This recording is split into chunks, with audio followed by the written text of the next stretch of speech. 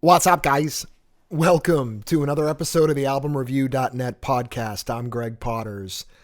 Thanks to all you listeners out there for your interaction and feedback. Your feedback is much appreciated and it helps me to always improve. On today's episode, I get to talk to musician and friend Dany Horovitz again. Dany was my guest on episode 23 back in the fall of 2021. He's an independent singer-songwriter based out of Toronto, and he's been slowly releasing tracks off his new album, Free Times, over the last 6 months. He was kind enough to join me again on this catch-up podcast interview to update me on his new full album release, which happened April 8th.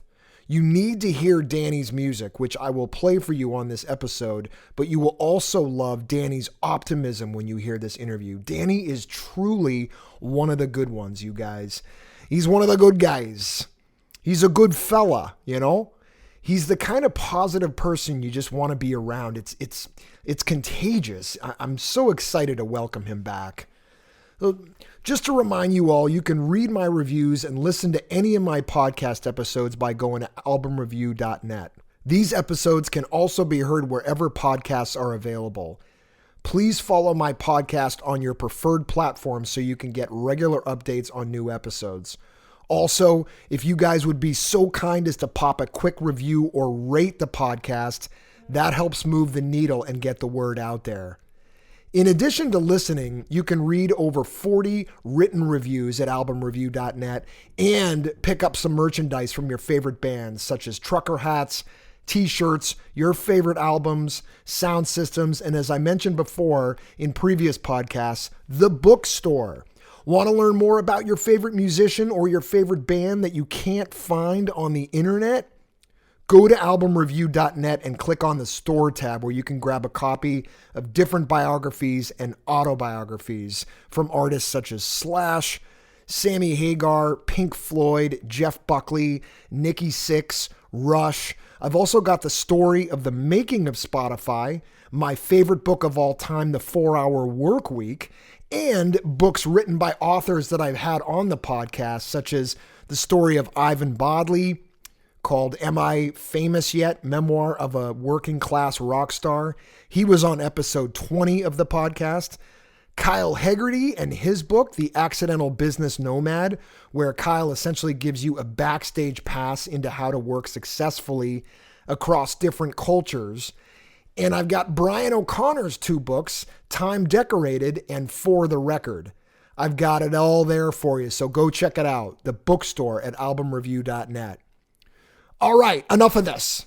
Let's take a trip to Toronto, back into the world of singer-songwriter Dany Horovitz. Enjoy. Man,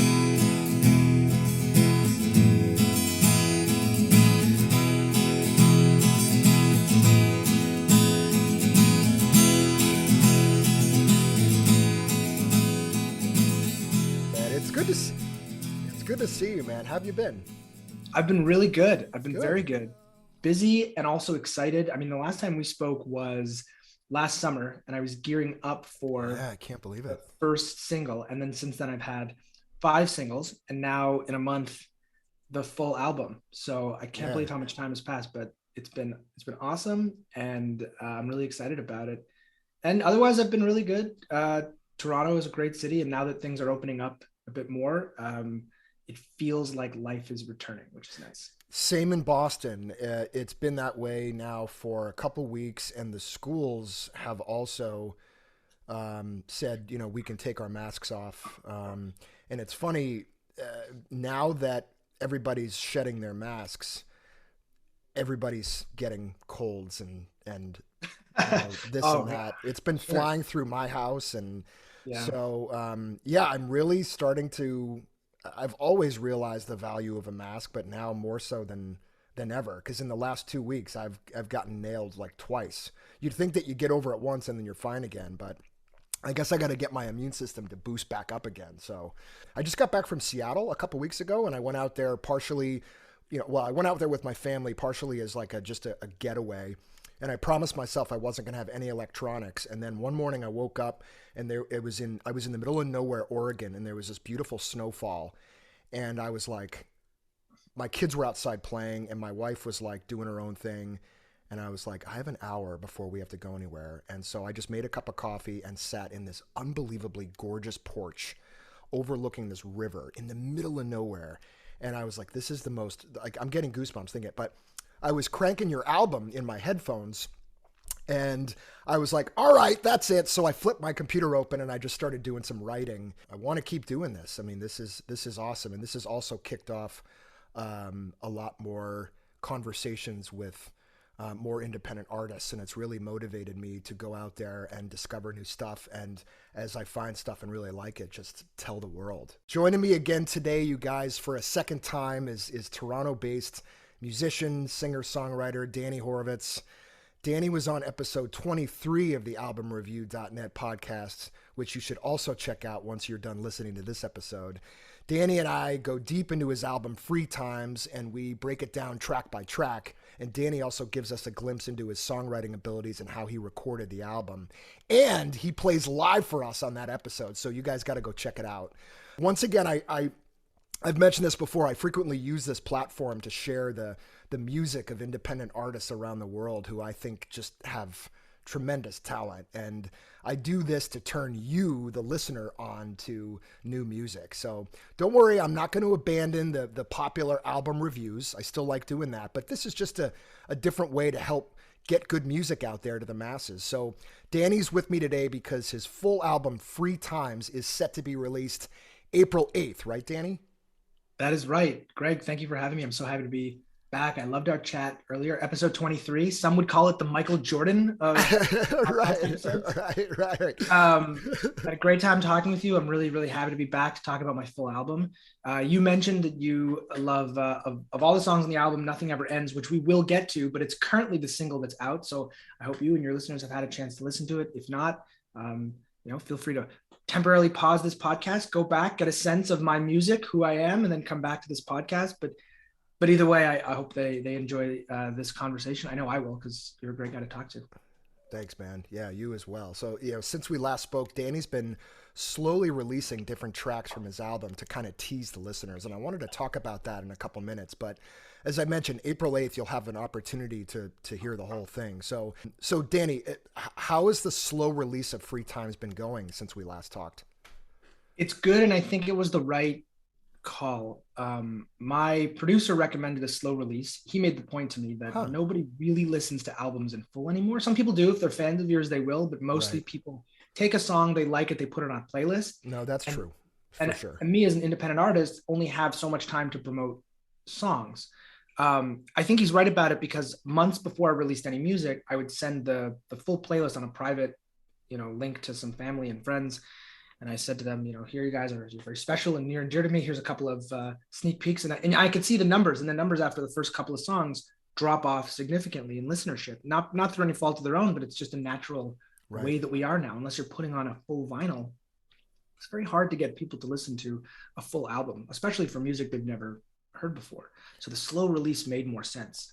And I'm glad that I did it that way. It's also more fun because it allows me to keep the process going. I've spent all this time writing songs, recording songs, and now it's like every month I get to renew that with something new. Yeah. No, props to you for doing that. I think I would be somewhat stubborn and want to do a full album release, but you have to listen to people who know best. And I mean, I think part of it is common sense too. So in some ways, in many ways, I think I agree. I think this was the best way to do this, because I know it's leaving me. So I've had the luxury of hearing all of Dany's songs. I feel like one of the lucky ones, but it's like I'm still excited for the next release to come out. I wanted to, as I was listening to Nothing Ever Ends when it first came out, and then again this morning, just kind of getting pumped up for this podcast, it's different from the previous version that you sent me. It's better.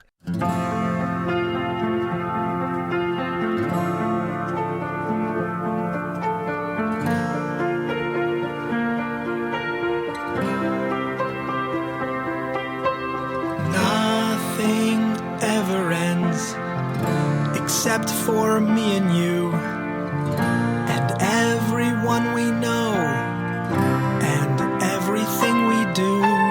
Nothing ever stays. sun becomes the moon. The things we think we hate always end too soon. All of it nothing but wasted time. All of you wasting away. Dust in a fishbowl, rust and rhyme. Living another day. Do you? It's more produced, but it doesn't go too overboard. Do you have like a horn section on it as well? Yeah, well, yeah. And let me just go back to one comment because I'm slow releasing it, but for any of your listeners to know, I don't want anyone to feel cheated out of an album release. So I've released 5 singles out of 10 songs, but next month when the full album comes out, it'll be all 10 songs. So anybody who was looking forward to a whole album, and there are people out there like that, they're gonna hopefully feel like they're getting it justified in a big release. Story, all of it nothing but wasted time. All of you wasting away. Dust in a fishbowl, rust and rhyme. Living another day. For Nothing Ever Ends, I sent you a draft of the song. I think it was either rough mixed or mixed but not mastered. And so that's the difference that you're hearing. I think it was rough mixed. That's so right. my producer Calvin, who's also the mixer on all the songs, he made everything really sparkle and shine in the correct way. And then we sent it to a great guy who does mastering, Phil Dimitro. Shout out to Lacquer Channel Mastering here in Toronto. And they just really made the song pop. And so I think that's what you're hearing. It is actually not real horns. It's me. That's me doing what they call additional production on a MIDI keyboard. So I had notes that I wanted to play. I had sounds in my mind, and I made them happen on the computer, which I'm glad that they sound like real horns. On the next set of songs that we're working on in the studio right now, I don't have horns, but I did hire a real strings guy. A couple of songs on my first album, also synthetic strings, and I just saw so much value in that I wanted to get real strings for this next album, and it's going to sound, I think, just as good, if not better, than the first album. I pictured you like in a big orchestra hall doing acting as a conductor. That would be awesome. That'll be maybe a photo shoot down the road. My second go around listening to this, you know what it felt like? It felt like I was seeing you in concert, and you've added even better versions. So like I can tell in the production of your current singles that the Scar, This Side of the Looking Glass, Seasons Change, and Nothing Ever Ends, and Moving On, they're solid. And I was singing your songs while I listened and had similar feelings to, I was trying to pinpoint this and actually jot it down on paper to articulate. When I'm at a show and the artist is about to shout out his or her vocal and the audience knows it, the audience who's paying attention knows it, and they're ready to sing along. And as you approach that lyric, the artist sings it a tiny bit differently, but it's better. And it causes the crowd to just roar and cheer because at that very moment, it's just something that they weren't really expecting. You get excited for the chorus or the next line and you're singing along. That's kind of what I want for my music. That's like my dream, to have people really love it and really want to sing along to it and listen to it on repeat. Yeah, and you're right. We didn't try to overproduce it. You'd be surprised how easy it is and how tempting it is to just want to overproduce and go back. What if we added this? What if we added that? Often, we look at each other in the studio, and me and Calvin or Sean, who did a lot of the instrumentation, we say, "What if we thought about this or added this?" And we know that if we put it in, it'll sound better. So if anything, we record 9 out of 10 times it sounds better. And sometimes it's worth trying, but sometimes it's actually worth saying, are we already happy with the sound? Right. Because you want to give the ear enough Easter eggs to come back to the song. And, I didn't hear that right shaker before. I didn't hear that harmony line before. But if you do too much, it becomes such a wall that it's no longer a real song. I totally agree. And as a musician, I'm sure you can hear that when you listen to other songs, when you'll be in a room with somebody or a couple of people, and they might not be their ears might not be as well trained as yours. And you start to say things like, "Oh, it's a little overproduced." And people are like, "Well, what do you mean?" So yeah. I know exactly what you mean. There's a certain bit of organic control that you want to keep in there, and some rawness, for lack of a better word, that I think like bands like Nirvana had. And, you know, even though their albums were really well produced, they still had that rawness to them. And so that's what I really dig with this production. On your Instagram, I noticed that you've done a couple live performances. Is that? I'm sneaking away. I guess it's not sneaking away now, but I was sneaking away to do some open mic nights to shake off the dust. Yeah, great. And I want to do a concert. I got to find a good venue to do a concert in Toronto. It's also a bit interesting for me because when I go live, I don't have a full band behind me. It's just me and an acoustic guitar. And I'm really proud of my songs and I like my songs. I'm not the world's most talented guitar player, you know? So I got to get up there and just play my songs, get used to playing the songs live my way in front of the audience. Right. And I'm doing that, shaking off the dust, both getting better at it and also just getting more comfortable being just me again and not the full band. So I've been really having a lot of fun. I posted a little bit.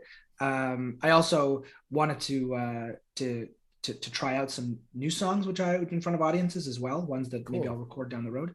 And yeah, that's what that's for, just to have fun, get out in front of crowds and maybe play a full concert sometime this summer. What have been some of the toughest, if they even exist, toughest parts of, you know, launching your music? Like, what kind of challenges have you faced, if any? Like, any technical issues? Like, I could share with you a bunch of stuff when I've launched stuff on my website, and then all of a sudden I find that there's a problem over here, or Spotify has a rule over here. Or like, have you faced any either technical challenges or just anything that's sort of taught you a little bit more about the business or this process?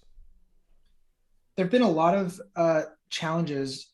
There's no problem that doesn't have a solution, but there are sometimes technically challenged. You know, you're independent and you've got to work through a digital distributor. I use DistroKid, and DistroKid is about as easy to use as anything. So if you don't mind, Dany, sorry to cut you off because I want you to finish that thought, but after you finish the thought, if you could just tell the listeners a little bit about what that process is like, actually. Like, how do independent artists like yourself with a lot of talent, how do you release your music out there? But please finish your thought. I just want I'll tell the whole story and include some of the challenges. Like I said, cool. I use DistroKid. There's a couple of companies out there, TuneCore, CD Baby.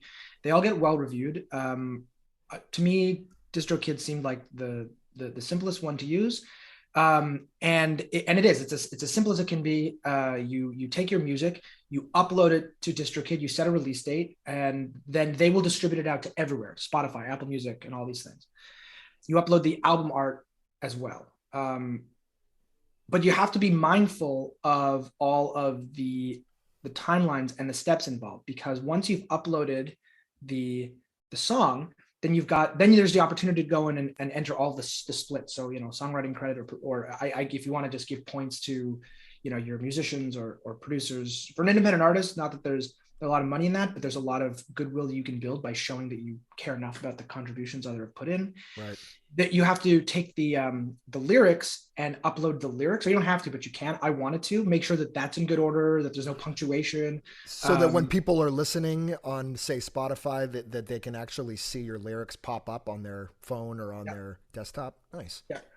Once the release date happens, now you've got to promote it, make sure that you get the time right, make sure to get the links right. DistroKid will give me a hyperlink for pre-saving. Am I getting, you know, that out? Once the song is up and it's out, Spotify, Apple Music, everywhere, then there's a challenge like, well, what do I prioritize? Because there's so many ways for people to hear the music. I only have so many resources. I went with Spotify. I think most people do. So that's the link that I mostly promote. And then I can just tell people you can find me everywhere. So little things like that can trip you up on the logic, because you think it's just about making the music, but once it's over, it's like a totally different thing, and you have to be prepared a little bit to play your own kind of, you know, marketing person. Right. For my first single, and again for the album, I'm using a publicist. I hired a PR guy, and that's going to take a bit of a load off, so I can get maybe some press. That doesn't guarantee streams, but again, you know, gets the attention to some people who, you know, write music blogs or are interested, and maybe, you know, that helps out. You want to talk about a technical challenge? There's a lot of, it's not a technical challenge, but the mental roadblocks. You put all this time and effort and energy into it. Now you got to get the word out. And because of the way internet algorithms work, essentially I'm like throwing everything I can all the time. And some people, have only just heard that I'm doing music. And some people are like, Dany, all I've heard about you for music is nonstop 6 months. Do you have anything else going on in your life? Right. And then there's the submission side. So you have to send everywhere you can, anyone who thinks that is going to play your music. So you got to do a bit of research, but it's also a bit of throwing it at the wall. And then you have to face the facts that while your music might be good, there's so much music out there. It's so hard for people to really distinguish you from anybody else that it's tough to get on those playlists. Right. Manage your expectations, and then don't tie yourself to the success or failure of the number of streams you get, and then be happy to do it all again. So there's some like logistical, technical challenges that you just have to be ready for and not get overwhelmed with. And again, it is as easy as it possibly can be. It's just that, if you're a singer-songwriter, you're not expecting to have to go on the internet and do all of that. And then less of a technical challenge, more of a mental roadblock. Just know that if you believe in your music, just to keep doing it for yourself almost. That's great advice, man. And I think you're smart for hiring a publicist. I know towards the beginning of this project, it's now been almost 2 years, I started doing everything on my own, and it was a lot of fun, but as the responsibilities kept building and building and building, I had to go out and hire somebody. Now, did you have somebody sort of in your network that you reached out to, or was this publicist like a referral? Did you find them through like a site like Upwork or something like that? I'm really lazy, so I just Google. Hey, so by an extension, do. For my album art, which was this photography and just really stylized words, I Googled like best Toronto album art, and I just look up, and there was this one guy, Michael Rycraft, and he had won a Juno, which is like a Canadian Grammy. Yeah, right. I reached out to him, and he was great. And then he introduced me to this photographer who, she and I, this woman, Denise Grant, who was like one of the top photographers in the country, and took photos. And so like just by Googling and reaching out, the squeaky wheel gets the grease, right? So with my publicist, same thing. I Googled Toronto publicist, and a guy named Eric Alper based out of Toronto, his name came up a lot. And I asked some people, then I started asking, Eric Alper? A lot of people said, yeah. And so I called him up, just a great guy to talk on the phone. Sometimes things are happenstance. I found my producer by happenstance through someone I know. But sometimes if you really want to have a goal in mind, you definitely have to do a bit of research and then just ask. If he didn't want to take me on as a client, he wouldn't have to. But sure, I just had to call. Yeah, the worst thing that can happen is he can say no, right? Or maybe he ghosts you, because I know that can happen. The worst thing that can happen is like, your money's no good here. You're no talent scum. Get out of here. But he didn't do that. You got to take swings, right? It's like baseball. You got to take swings, and you got to remember that the stakes are a lot lower than you think they are. Exactly. That is great advice, man. And I think there's going to be a lot of independent artists that are listening to this right now and that can get motivated from you. Do you have like during the week, do you sit down, I don't know, Monday night from 7:30 to 8:30, and I'm just going to tackle this. I'm just going to do marketing on this platform tonight. Tuesday night, I'm going to sit down and I'm going to just check to make sure that everything's in order with where my music's out to. Do you do stuff like that typically? Anything really important, I'll put time in my calendar for. So I mentioned the lyrics, and one of the things you can do on DistroKid is then time the lyrics. So if you go on Spotify and hear my music and you want to listen to Nothing Ever Ends, as the lyrics are sung, you'll see the lyrics go across the screen. Right. So you have to listen to the whole album and hit a button while the music goes, and take time to do that. So I have to put time in my calendar or I'll forget. Right. Every night or every day I play music and I want time in my calendar, and I say, okay, after dinner I'm going to play 30 minutes or an hour. When it comes to the marketing, I want to make it more, I wish it was more structured. I wish it could be more structured, but it's actually just more habitual. So every week I'll go on and submit my song to playlists. I'll try to do free playlists if I can, and if not, if I haven't exhausted my other budgets, maybe I'll throw money. I'll get points at some other submission gate. Mm-hmm. If I make it onto a playlist, and I'm lucky enough to have made it onto some playlists, I will then. The thing that I'll always make sure to do is put a story up on social media. Now, when a song first comes out, I'm usually getting that's where I get most playlists. And then if I have too many stories on social media, after about 4 or 5 stories, you can see the viewership go down. So what I have to do is make a note to myself. I'm on these playlists. They're probably going to put me on for maybe a week. So over the course of that week, the next day, post about these 2 playlists. The next day, post about these 2 playlists. Because I want to give shout outs. I want to give proper notes to the people who are supporting and promoting my work. Right. That is a little structured because I don't want the eyeballs to get lost in the mix. And that's probably the extent to which on a marketing side, I'm doing it very structured. Otherwise the structure comes in setting aside time to play my guitar, and go over any poems or notes that I'd written that might make a good song. And usually they don't, but I want to set aside time for the music, and for promotion, make it more of a habit than a pure structured thing. So you're busy. I mean, obviously, not only are you writing, recording, playing, practicing, but you're also setting aside time to market this, push this out. And you said you hired a publicist. My guess is that person is really more there when you need him or her, as opposed to like a full-time person working for you all the time. So it sounds like, in a way, that this is really, as fun as it is, this also can be very time consuming. Do you ever find that you wake up and a month has gone by and you're like, wow, I've just been buried in this? Because you still have an alternate job during the day that you still have. Yeah. How's that going? That's going good. Yeah, I do have a day job, and it's good, and it's great, and I enjoy it a lot, and I'm very lucky to have a day job that lets me do this in the free time. Yeah. You said something really interesting. Do I ever wake up and think, boy, a month's gone by, where did the time go? I mean, that is basically how life works. You wake up and you think, where did the time go? And then you die. So it's how you spend the time in between. Right. I try not to do that, and that's part of why I like to fill the time with the items that I need to do. Yeah. And I try to be as present as I can in the activities that I'm doing. I do look back now and I think, wow, it's crazy. Like, I have these 5 singles came out. I can't believe it's already over, but I don't feel like that my schedule has ever gotten away from me. At least, not too often, not doesn't happen often enough that I'm going to complain about it here on podcast. I ask a lot of these questions because I think it's a great question. No, and I love hearing this too. And just like, I'm having some flashbacks from our previous conversation, because I just remember how motivated I got talking to you. And then obviously going back a couple times, driving in my car or going on a run, listening to that episode number 23 again between you and I, and just getting motivated by your optimism, man. I mean, it's contagious. So I ask these questions a lot of times because I sit down, and more often than not, I'll sit down with a plan and then I end up getting distracted.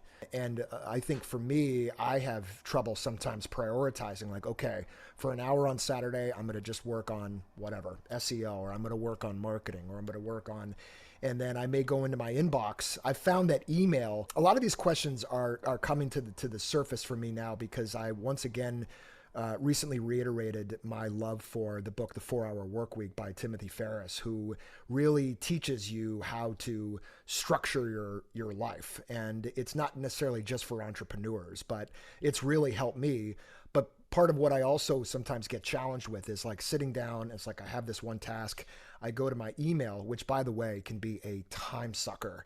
And then somebody sends me an email or a question about album review, and I end up going down that rabbit hole.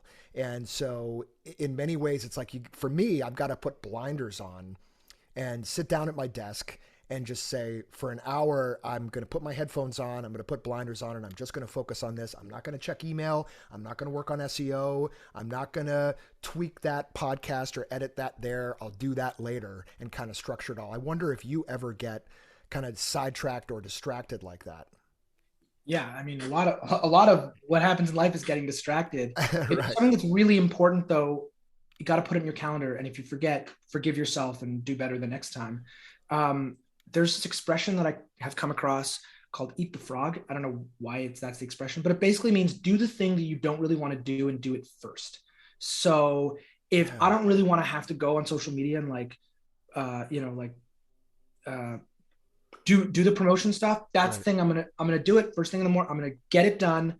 Then I don't have to worry about it anymore. And like that, I think is the best way to approach that stuff, because a lot of it isn't like fun or glamorous, but it's gotta be done. And talking about time, like, so the last 2 songs on the album, Nothing Ever Ends and Passing Through, they're kind of a very simple message, which is, make the most of your time. Nothing Ever Ends being a little more sarcastic, a little more attacking of your ego. Passing Through is much more of a lullaby, a much more sweet kind of a song, but they're both basically talking. The message in both of them is essentially make the most of your time, care about the people in your life. And although I don't use it in the lyrics, I will add that if there's something that you need to do, get it done, get it out of the way. And it sounds like you are doing that, which is great. I mean, you don't seem like anything is falling off the rails. You always seem, whenever I talk to you, like you always have things in order, which is great. Yeah, well, thanks. And so do you. And I mean, I see a lot of your stuff on social media, and I think you're doing a great job there as well. And it's just the right amount of spacing. There's so many different opinions out there, Dan, and I think your advice would probably be to anyone you talk to, do what makes you feel right. But at the same time, be open to other people's suggestions. And I've kind of fallen up on the, or fallen into the, fallen's not the right word, but I've sort of adopted the mindset of I don't want to do too much, but I don't want to necessarily do too little. I find that if something's in my face all the time, then I kind of get a little sick of it. But if something, if you post once a month, then people are going to kind of forget about you. So I think what I'm trying to say is I think your pace is really good. And I've actually used that as somewhat of a model, because when I do see your posts and your updates, I'm like, oh yeah. And I'm almost always leaving the social media and going and listening to your thing or watching your performance. Whereas I might have gone on my phone just to take care of like one item, and then I'm like, oh wait, there's an update from Dany, and then I'm off in this little rabbit hole over here. But it's a good rabbit hole to be down, So thanks. On a technical scheduling level, it's not really a secret. I'll tell you, I put a song out, and then the next month there's another song, and in between those two songs, I'll usually have a lyric video that'll come out. So it'll be like the song will come out, and then a week or maybe at most two, the next one will come out. And in the meantime, it's just a lot of, hey, I was on playlist. Hey, this is on a playlist, or maybe a quick video. So yeah. I try to pace it out. I try to be intentional about it, but I don't want to make it seem like I have everything mapped out to the day. Of course. Right. Yeah. There's a little bit of fly by the seat of your pants, but that's kind of what makes it fun. And you try different things, and you kind of alluded to it earlier, Dany. We talked about it a lot in our first conversation back last summer, but what do you maybe know now about the streaming world or the music industry that you didn't know when we first spoke last summer? There is more in heaven and earth than can be found in your playlist, Horatio. There are so many artists out there. Like it's actually crazy. And there's a lot of people and there's a lot of listeners, but it is just a beggar's banquet out there. If I'm using that expression correctly, there's just tons and tons. And so, and in a way it's good because you can find a community. I'm lucky that I have a lot of relationships now with other independent artists. We talk and we listen to each other's stuff. But that's probably the number one thing. There's so much music. And so when it comes to streaming, whatever ears I have, whatever success I have, big or small, just to know that anybody who's never met me before is listening and they like it, that means that means the world to me. And also I always knew that it would be it's a struggle to get onto playlists. But seeing in real time, what the percentages are like, that is just a good education as well. Do you get regular email updates from Spotify? Or I know for me, like I put my podcast on a host site, Podomatic, and then just like your music, it shoots it out to those different areas. And it's cool. Every week or every month, it grows. I'll get an email. Hey, you're now on iHeartRadio. You're now on, there's a couple sites that are based out of India and other parts of Asia that I've never heard of before. So my stuff is out there. Do you get regular updates just giving you kind of statistics on a regular basis?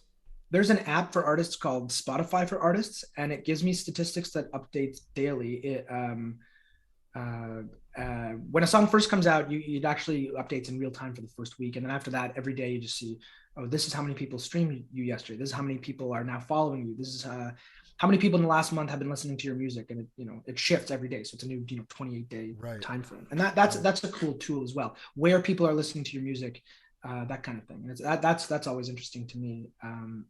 And it's nice to grow it, and it's nice to see that growth. And if the growth ever stops, I'll be grateful that I made it, just up to here, which is exactly, yeah, which is nice. I think I'm at something like 1,800 followers on Spotify. something like 1,000 monthly listeners. Now I'm also putting out music right now, so it's easy to keep promoting it. In 6 months when I have nothing, I'm sure that'll drop, but right. Or maybe one of them catch fire on a playlist and it grows. I'm grateful either way. And I'm grateful to you for this playlist. You're out here actually making a podcast. So we're going to get to this album now, hopefully soon, but the first song, Seasons Change, the chorus is, the world was built by the curious and broke by the ones who are bored. And it is to those curious, those artistic people that I really want to say, thank you for listening. Thank you for making your own music. Thank you for being a part of my journey and inspiring me too. So there's a lot to learn and look at, and a lot to keep in perspective as well.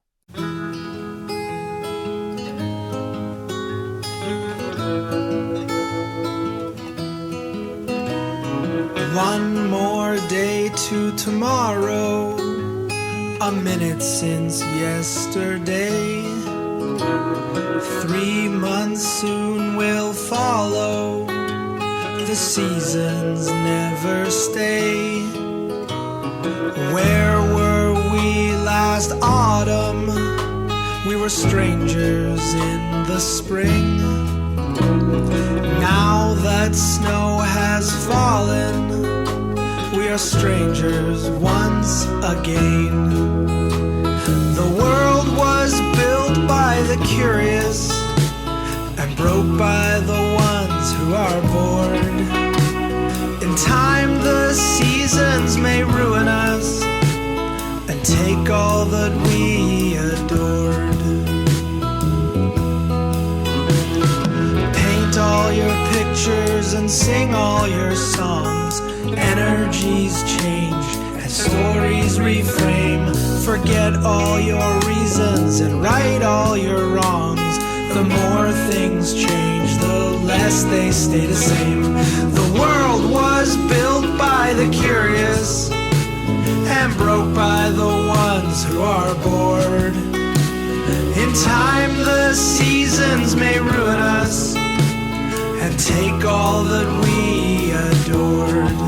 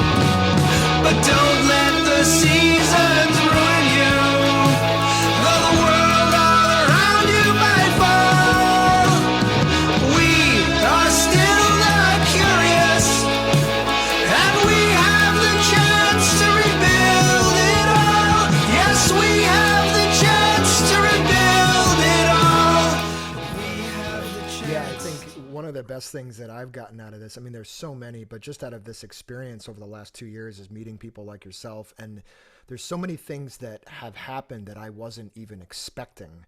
Different artists reaching out to me. Originally, I launched this project to do written album reviews, and I was going to share it with friends. And then it grew into a lot more. And a lot of that growth happened kind of by accident, but it started to give me more motivation and more ideas, and really made me realize the sky is the limit. So 2 years ago, I never in a million years thought I'd be on a Zoom call with you on a beautiful Sunday morning talking about your awesome music. And also you're somebody that, lives 800 miles away. Maybe not that much, but Toronto's a good, probably 9-10 hour drive from Boston. So we may not have, bumped into each other in a club in Toronto or Boston or somewhere in between. So it's just a great experience here. So your album Talk to us more about your album. I hadn't necessarily planned on going in track by track because we kind of did that last time, but you have a couple singles that are out right now. Can you share with us what is there going to be another single that gets released before the full album, or are you just going to do this wonderful launch on April 8th? Well, depending on when your podcast comes out, this will either have the album will already have been launched or not. But right now we are about a week or two after the final single has been released. So Nothing Ever Ends was the final single. That's the fifth one. And now there's 5 songs coming out all at once. Maybe my favorite song on the album, one of my favorite songs I've ever written, is Free Tonight. Not related at all to the album name Free Times, but Free Tonight. And although it's not going to be a single, it is going to be the song that I kind of promote, on playlists and things alongside the album. So if you're listening to this and you've heard my singles and you want to know where to, what to listen to, I mean, you listen to the whole album, first of all, but if you only have 3 minutes for one song, that's probably the one that I would be promoting.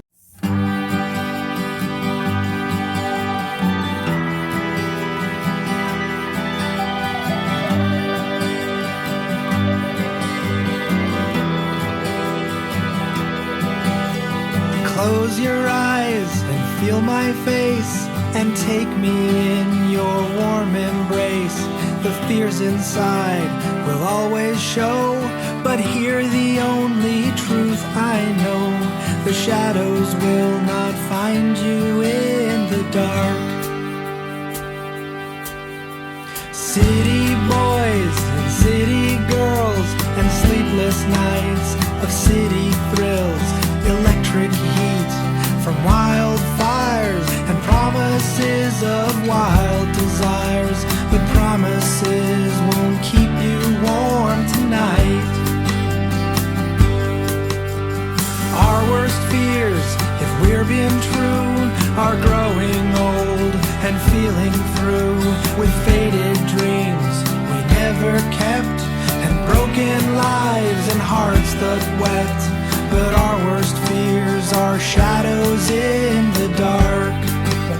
I love them all, and the idea is that now that I have 5 singles out there, if you've heard my music, maybe you'll be tempted enough to actually listen to the full album or listen to all 5 of the songs you haven't heard yet. As for the process, I mean, I love this album a lot, and it's in many ways a greatest hits album for me. I've been writing songs for so many years, never put out an album, just been encouraged by friends to do something with it. And now that I have, working with my producer, so we picked 10 songs. And actually, the guy who introduced me to my producer, this friend of a friend named Kevin, really nice guy, he helped. I sent him a bunch of demos, and he helped me pick 10 songs. And then when my producer came in, Calvin, we already had these 10 set. But as we went through each of them, every song calls for its own production, its own vibe, its own feeling, within my wheelhouse of whatever songs I write. Right. And by the end of it, we can see and determine based on that what becomes a single and what doesn't. So I love Free Tonight. There's no real hook in it, and the production is a little simpler.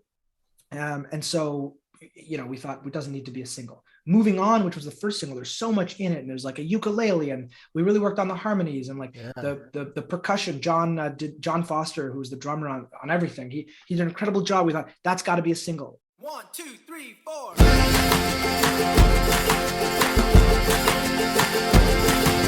When I blinked and found the morning, saw the dark juxtaposed against the sun, then exposed as just a night that's come and gone. And I know I'm moving on.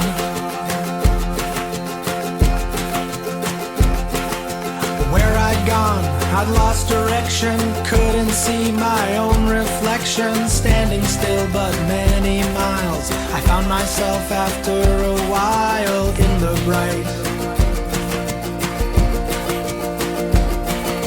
morning light. And all my haunting memories, they do not mean a thing to me. They faded and I know I lost my marbles, but I kept my promise too. I met the night, saw it through, and so I packed my bags and I am leaving, moving on.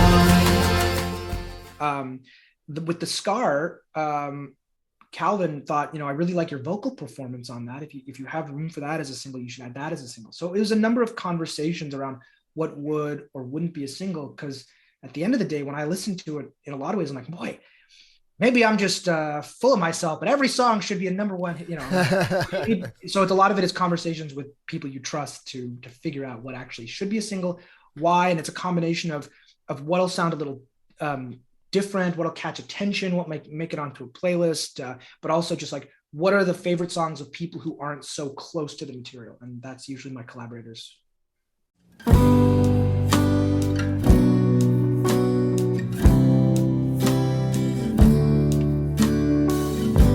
I loved you all my naked life. I loved you from afar.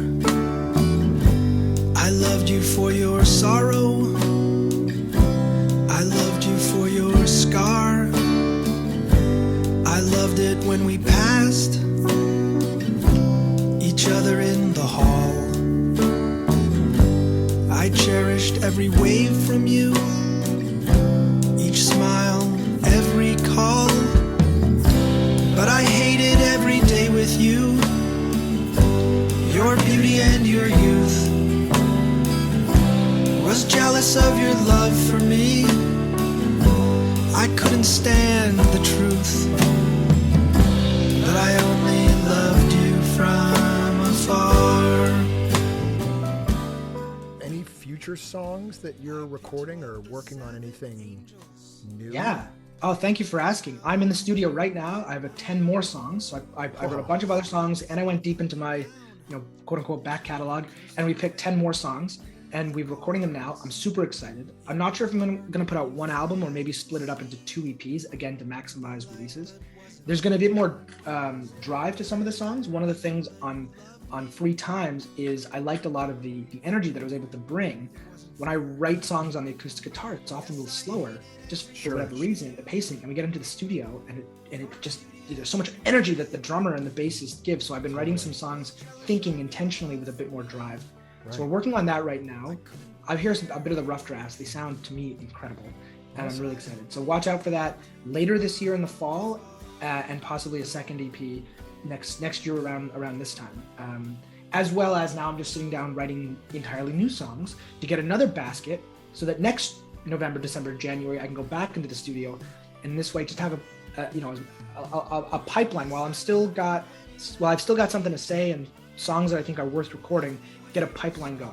And if I can pump out 3 albums in 3 years or something like that, get a bunch of songs recorded that I'm really proud of, people can hear me, and then when they come and see me in concert, most if not all the songs will be somewhat familiar to them, and that would be a real treat.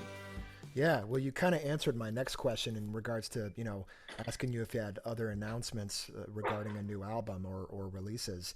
Any upcoming shows that we can sort of plug or advertise or market? Nothing specific. I'm still going to sneak away and do open mic nights around Toronto. Nice. I'm going to find a bar somewhere probably and just, take a night and just then I'll promote it out there. It'll be local. I don't have any plans to go on tour, but a local show here or there in the city, just to have some fun and hang out with people who want to listen to good music. So nothing specific to promote, but when I do, you'll see it on social media. And for your viewers or listeners, because we're just an audio podcast, please follow me on Instagram at Dany Horovitz for more information, or Facebook, Dany Horovitz Music. And believe me, I'm not going to be shy about letting people know when I'm having a concert. Yeah, awesome, man. Well, again, listeners, you can pick up a copy of the upcoming album Free Times by going to Bandcamp, but you can also find it on Spotify. It'll be on Apple Music. Dany, where else? Help us out.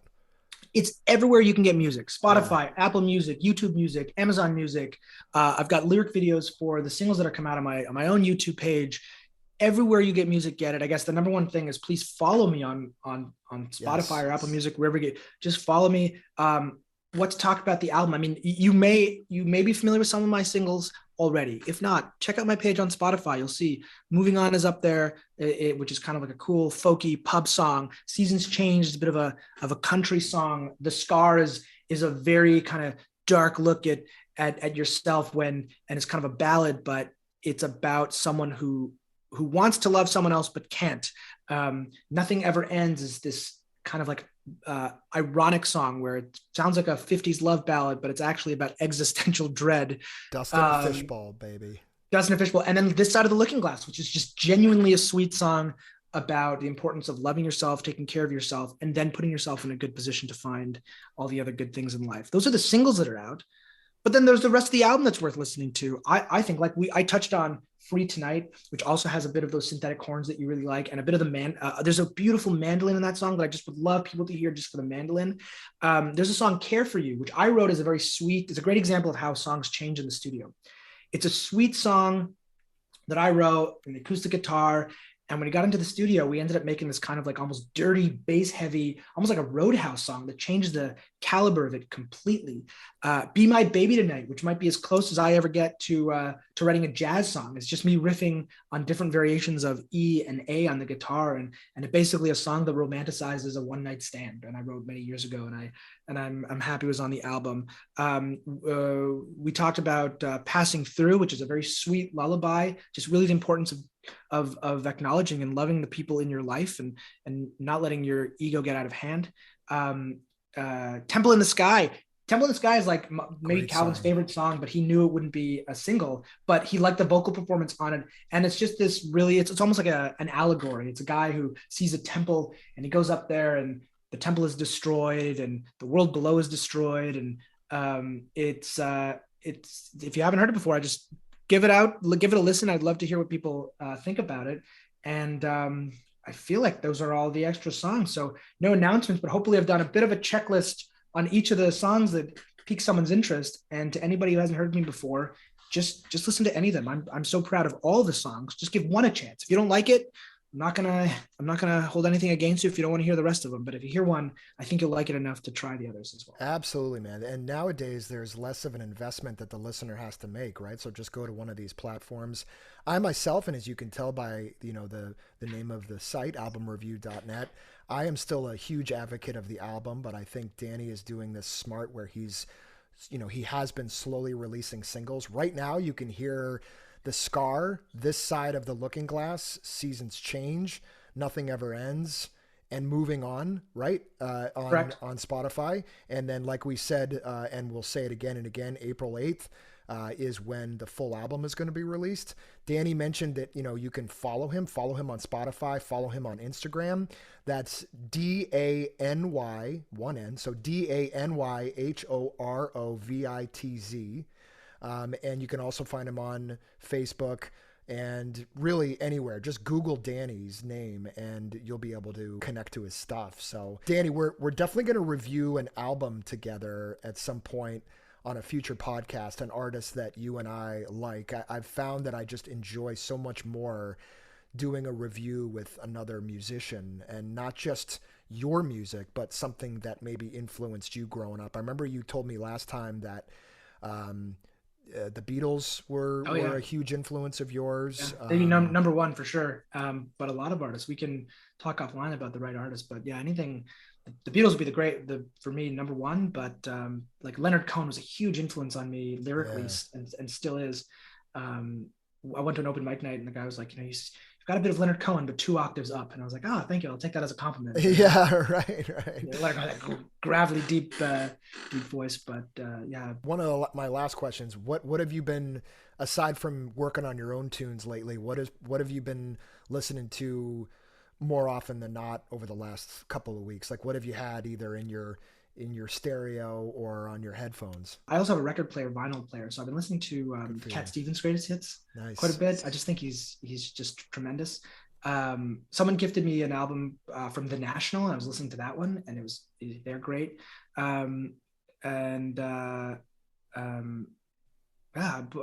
I should have been more prepared for that question because I'm trying to think through now. What have I been listening to for the last? It's hard, right? It's harder now because of all the streaming, and we are kind of bouncing around a lot. So for me, and it's funny, I don't know how it happens, but like it's kind of like you wake up one morning and you're like, I don't know why, but I'm craving potato chips, or I'm craving a cheeseburger, or I'm craving get random, like I'm craving avocado toast. And one night I was doing the dishes and I was like, I'm craving Van Halen right now.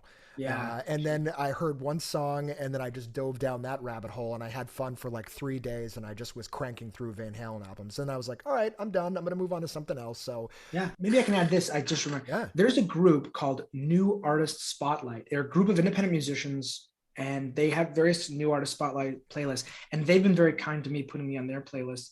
And if people are interested in like acts you've never heard before, and you want to get an eclectic mix and try different things, there's a folk playlist and a rock playlist and a hip hop playlist, and they've got just like a general playlist. So New Artist Spotlight, they're easily found on Spotify. cool. That's a great place to just hear things you've never heard before. Yeah, great plug. I think that's a main reason why we do this, right? Is I think for you listeners out there that you sort of have your mind made up as to what you like. You can always get turned on to new stuff. You get turned on to new movies. You get turned on to new restaurants. You get turned on to new food. What's wrong with getting turned on to new music, right? It's exciting, I think. So, well, Dany, thanks again for joining me here today, man, and talking about your journey as a musician. And again, for the listeners, you can pick up a copy of Dany's upcoming full album, Free Times, by going to bandcamp.com, Spotify, Apple Music, or really any platform where you can find music. So, yeah. For the full album, if anyone's interested in purchasing the full album on Bandcamp, just I was approached by a charity called TenFed. They're local to Toronto, and what they do is basically for every album that I sell, it's enough to pay for 10 meals to needy people in Canada, America, and all around the world. So if anyone is interested in supporting, theoretically supporting local artists, then you can buy the album, but I'm going to take the money and give it to this organization, TenFed. And you can look them up, TENFED at TenFed.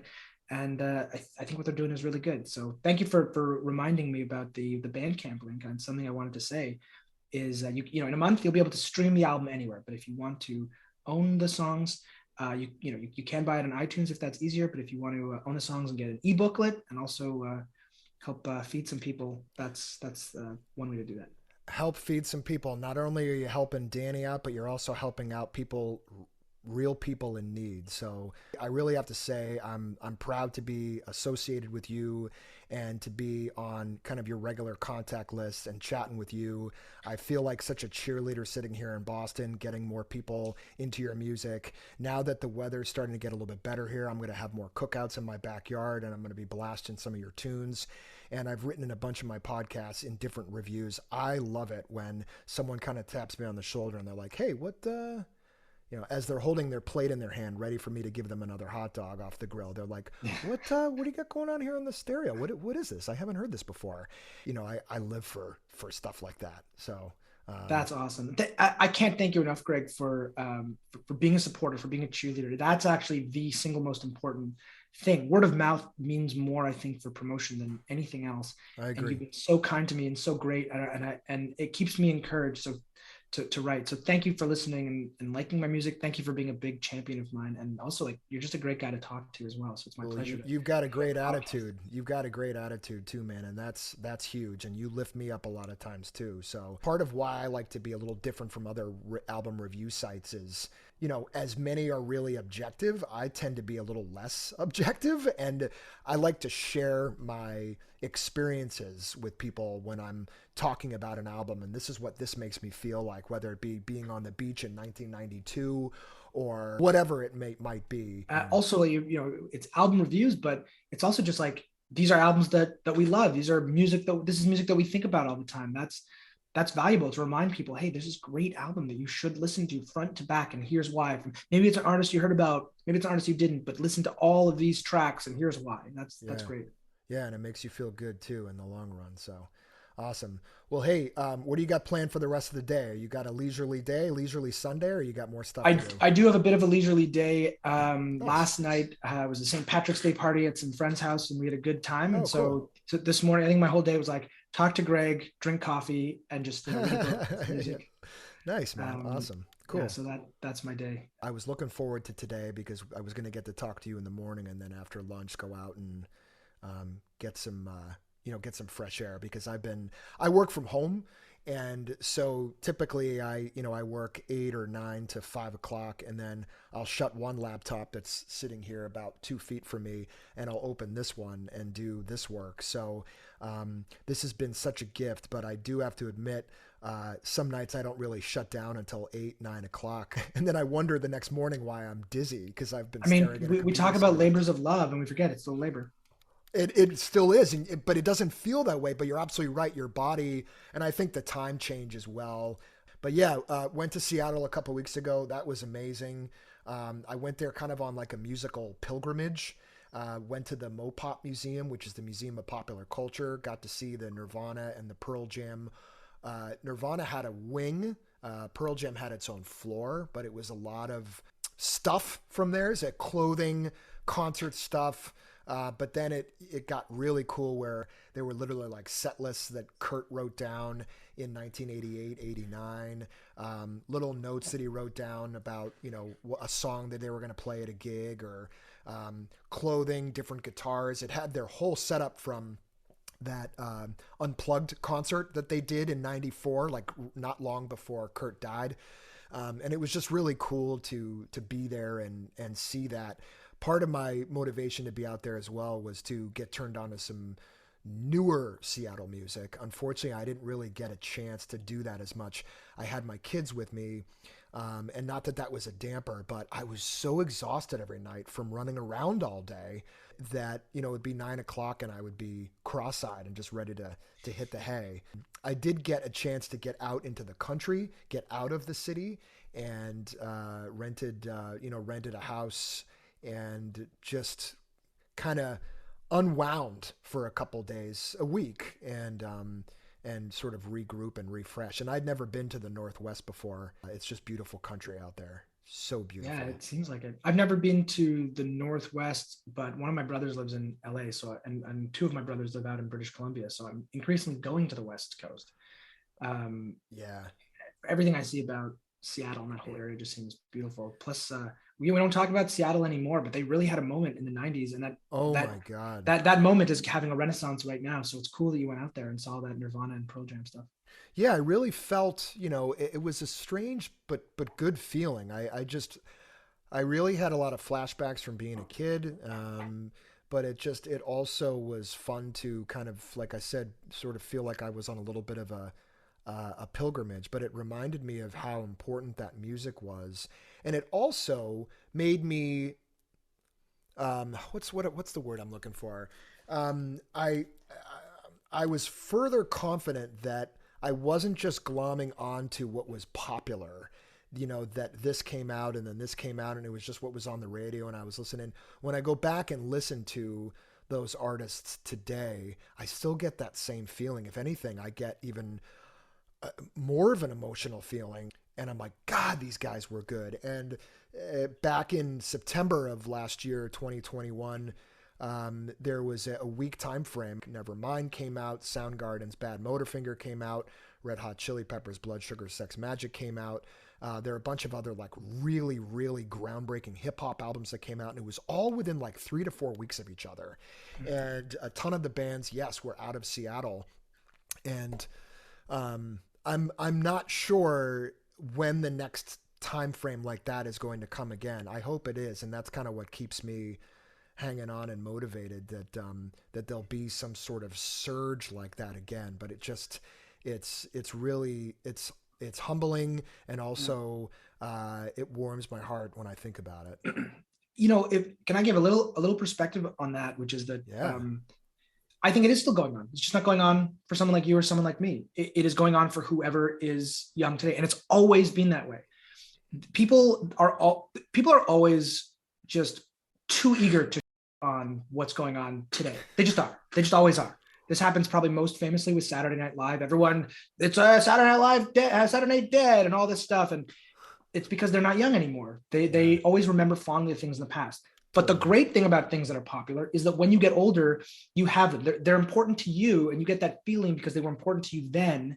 That's what makes them great, is you love them at the time and you still love them today. Yeah. Objectively, is is Nirvana a great band? I don't know. Objectively, is Mozart good? Who even knows? Right. But people listen to them. It becomes influential later on. There is no objective reality. There's only what it means to you and what it means to other people. And if enough people agree on that, then you can all find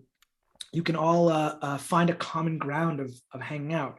But so back in the 90s, people were probably on Nirvana a lot, and that was unfair. It's whatever people want to listen to, whatever gets you through the night is okay, is all right. And for today, whatever it is, whether it's Olivia Rodrigo rather, or The Weeknd, or whatever, whether they're popular and they get a lot of credit, or they're popular and they get no accolades, all that matters is whoever likes them, and in 30 years they're going to still get that feeling. And so I'm anytime that I have someone who has very little or no artistic talent talking about some artist and talking about how bad they are, I roll my eyes and I have to restrain myself from flipping them off, because they're missing the point entirely.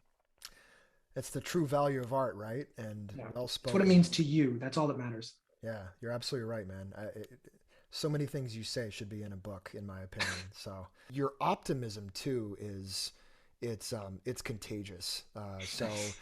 I've been, just a little burnt out lately with just like travel and work and trying to find enough time to do everything. And a conversation like this, and with all the other artists that I'm talking to, everybody is so just positively motivated, and it's inspiring. So I love this. It's like a drug for me. So there was a writer on ESPN who's no longer with them, but his name's Bill Simmons, and he's the best sports writer of all time. He's my favorite. Exactly. He's the best. I'm a huge Bill Simmons. I love Grantland. I love everything he did. Yeah, yes. The rewatchables, the podcast. The rewatchables. He's the best. Yeah, Bill Simmons. I don't know why he doesn't write more. Maybe he's too busy, but he's the best. He's so busy now. But like, if you ever dive back to page 2 on ESPN.com. So this was 20 years ago that he was doing that, but he would always put culture and passion and music and movies into his writing and tied into sports. And there was nobody better than him. And I found myself, I'd have to catch the train from Boston. And this is way before smartphones. Hell, I didn't even have a cell phone yet. And I would find myself like printing at work his article and like standing by the printer as it would come out. And then I'd staple it together, run to the train. And then I had my reading material for the train ride, which is usually 30 to 40 minutes every day. And I was like, I want to write like him, so he's definitely an influence. He's the best. Or another guy who had that. I mean, okay, so much in that I agree with. Like I said earlier, there's not really any objective reality. It only becomes quote unquote objective on a musical or technical or written level when we all agree that we all like it. That's it. Right? That's all that really matters, is there's no objective reality.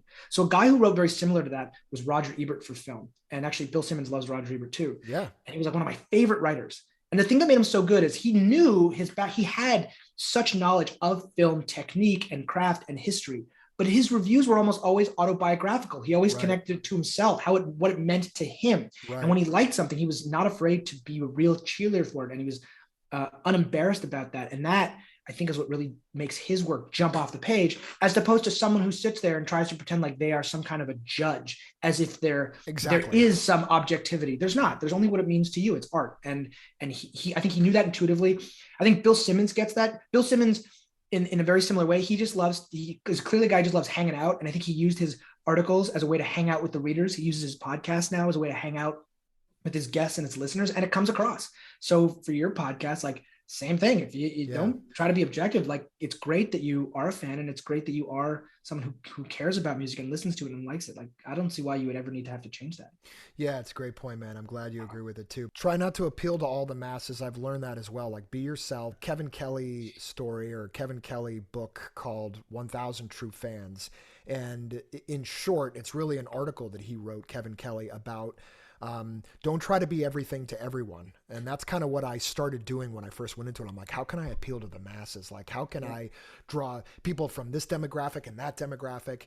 And then it took a few friends and then some responses that I got on platforms like Instagram and even through email, where it was like, hey, I loved when you just kind of went down this like really random rabbit hole. It's really about, going out and touching those different points every once in a while. And sometimes you get some feedback, you see what works, but other times it's really about, like you were saying, following what you enjoy the most. And I've always made this promise to myself: if this starts to feel like work, then I have to seriously take a step back and reevaluate. So sure, it's like that old song. Well, it's all right now. You've learned your lesson well. You can't please everyone, so you got to please yourself. Yeah. I write songs I think everybody would like. I think it's for the masses, but I'm not going to like have that as an expectation. I just want to write the best songs. I wouldn't even know how to write songs for other people at this point. I just write songs that exactly. I want to play. And if you concentrate on that, you're not going to write a good song. It doesn't, art is natural. Jason Myrek, I found him through your Instagram page. I think he was just a follower, and he made a comment one day, and I was like, oh, let me check this guy out. And then I started diving into his music. Jason's a really nice guy. He's an amazingly nice guy. Oh my God. And he said he sits down every day for at least 15 minutes. And I found that so valuable. And I'm a little jealous. Whereas for me, like when I write, which is not as often as you and Jason do anymore, it's got to flow out of me. It's hard for me sometimes to sit and be like, all right, for 15 minutes, I'm going to. Jason's motto is really smart, because it's like, hey, if I didn't accomplish much, at least I accomplished 15 minutes worth today, and I'm happy, So, all right, bud. Well, have a good rest of your day. Have a good Sunday. Great talking to you, Greg, as always. Thank you again for listening to the AlbumReview.net podcast. I hope you enjoyed this review and interview. And remember, if you're interested in any of the albums I've discussed in this episode or previous episodes, go to AlbumReview.net and pick up a copy of your own. Listen to all my podcast album reviews at AlbumReview.net by clicking on the podcast tab.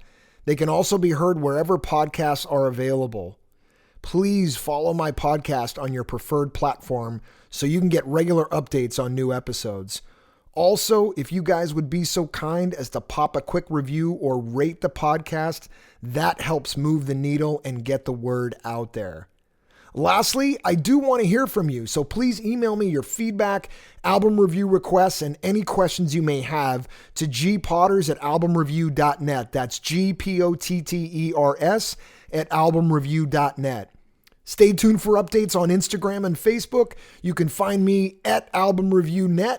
Join the mailing list, which is on the homepage of the website, or just keep refreshing your podcast. Just read and listen. Thanks again, guys. Keep on listening, keep on reading, and keep on learning.